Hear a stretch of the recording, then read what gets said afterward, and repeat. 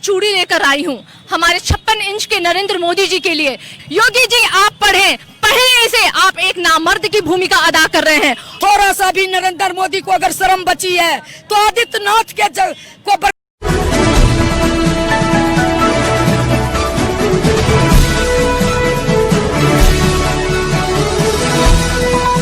मैं ये चूड़ी लेकर आई हूँ हमारे 56 इंच के नरेंद्र मोदी जी के लिए।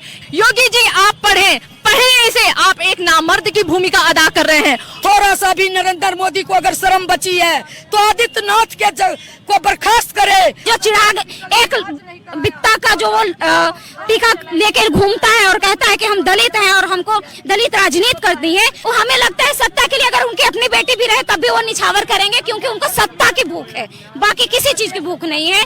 मैं राष्ट्रपति जी को भी बोलना चाहूंगी।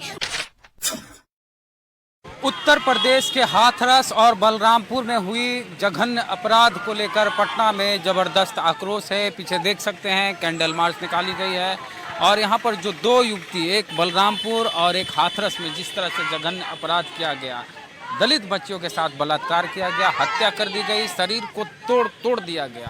आदित्य योगी शर्म करो, शर्म करो, शर्म करो। आदित्य योगी इस्तीफा दो, इस्तीफा दो, इस्तीफा दो। महाराष्ट्र सरकार इस्तीफा दो, इस्तीफा दो। ये सरकार निकम्मी है, सरकार बदलना, ताज बदलो। उत्तर प्रदेश ही नहीं, जब से ये नरेंद्र मोदी देश की गद्दी पर बैठा है, इस देश की महिला सुरक्षित नहीं है। खास करके यूपी और बिहार में महिलाओं को आए दिन बलात्कार, हत्या और गैंगरेप हो रहा है। छोटी छोटी बच्चियों के साथ बलात्कार और गैंगरेप हो रहा है। और नरेंद्र मोदी जो नारा दिया था बेटी बचाओ और बेटी पढ़ाओ, इस निकम्मी सरकार को चूड़ी पहन करके गद्दी छोड़ना चाहिए। इनको क्या पता बेटी किसको कहते हैं। ये जो आदित्यनाथ योगी है, मनीषा वाल्मीकि के साथ जो जयदाती हुई, उसके साथ जो बलात्कार हुआ, उसका जो जीभ काट लिया गया, उसका जो हाथ पैर तोड़ दिया गया, कमर तोड़ दिया गया, उचित उसका इलाज नहीं हुआ। और जब उसका माँ बाप पुलिस के पास उसका लाश मांगने के लिए गया तो उसका लाश नहीं मिला।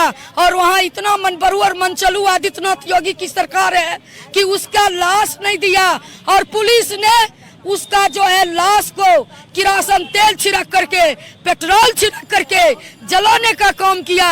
इससे साबित होता है कि इस देश में जो नरेंद्र मोदी है और उसका जो जहां उसकी सरकार है बीजेपी की सरकार, या बिहार में बीजेपी गठबंधन की सरकार, वहां पे महिला सुरक्षित नहीं है।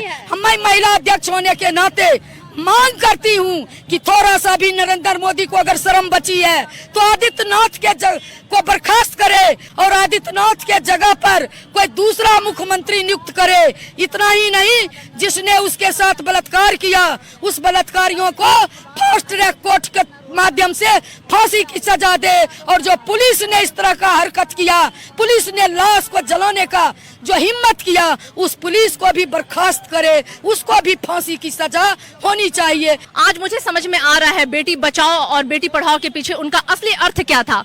वो बेटी बचाओ का नारा इसलिए था कि आप सब अपनी बेटियों को बचा लीजिए, हमारे राक्षस आज सड़क पे उतर गए हैं उनकी बेटियों को नोचने के लिए। बेटी पढ़ाओ का नारा उनका इसके लिए था कि आप अगर अपनी बेटियों को पढ़ने के लिए भेजेंगे तो हमारे राक्षस उनको उठाएंगे, उनका अपहरण करेंगे, उनका सामूहिक बलात्कार करेंगे और उनकी हत्या करेंगे। अब ये दोनों स्लोगन का अर्थ असल मायने में समझ में आ रहा है।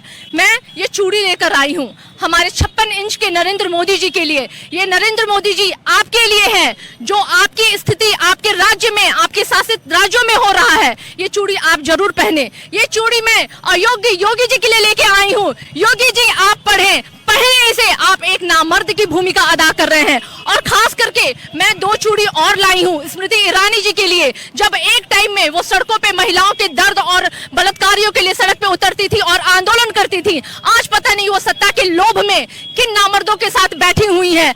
आज उनके कानों तक उन बेटी और बहनों की चित्कार नहीं पहुंच रही है। आए दिन हर दिन बलात्कार और अपहरण की खबर हो रही है, लेकिन आज वो सड़कों पे उतर नहीं रहे हैं। क्या स्मृति ईरानी जी आपने अपना जमीर बेच दिया? क्या आपने अपना अस्तित्व बेच दिया? अगर नहीं बेचा है तो आइए, खड़े होइए, हम आपका वही रूप देखना चाहते हैं जब आप लोगों को चूड़ियां भेजा करती थी। बहुत दुख की बात है स्मृति ईरानी जी, बहुत दुख की बात है अयोगी योगी जी, बहुत दुख की बात है नरेंद्र मोदी जी। हम कहते हैं हम उस भारत देश में रहते हैं जिस भारत देश को भारत माता कहते हैं। दुख की बात है उसी भारत देश में, उसी भारत माता के देश में माताओं का सबसे ज्यादा उसकी अस्मिता को चोट पहुंचाया जा रहा है। जिस देश में माँ दुर्गा और माँ काली की पूजा होती है वहीं पे माँ और बेटियों और बहनों की इज्जत को तार तार किया जा रहा है। शर्म की बात है, शर्मिंदा हूँ मैं, शर्मिंदा हो आप, शर्मिंदा हम सबको होना चाहिए जो आज स्थिति हमारी देश की बनी हुई है। लगातार आप देखिए, अभी आप मनीषा का चिता की आग ठंडी भी नहीं हुई, दूसरा एक और कांड हो गया बलरामपुर में। और आप देखिए उसके बाद अभी हम हो सकता है बात कर रहे हैं एक कहीं और दुर्घटना घट चुकी होगी। हम इतने डरे हुए हैं, हमारी बेटियां सुरक्षित नहीं है, हम सुरक्षित नहीं है।